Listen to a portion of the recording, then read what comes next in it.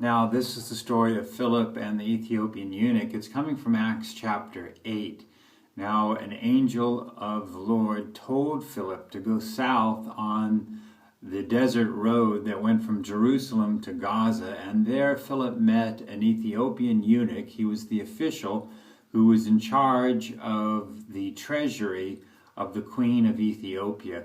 And he was returning from Jerusalem, where he had gone to worship God, and he was seated in his chariot, and he was reading from the scroll of the prophet Isaiah.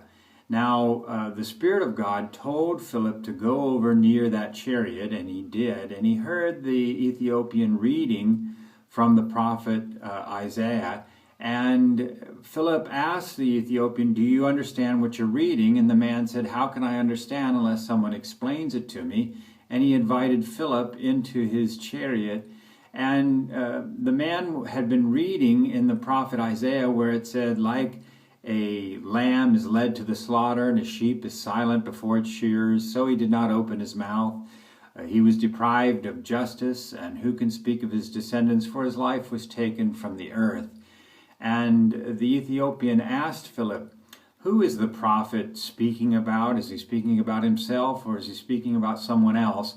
And beginning with that very passage of Scripture, Philip explained to the Ethiopian the good news about Jesus. And as they were traveling along, the Ethiopian eunuch saw water, and he said to Philip, "There is water.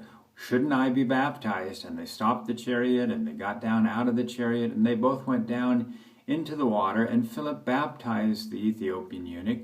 And when they came up out of the water, the Spirit of God took Philip away, so that the Ethiopian eunuch didn't see Philip again, but he went on his way back to his home, to his homeland, rejoicing. And this is the story of Philip and the Ethiopian from Acts chapter 8.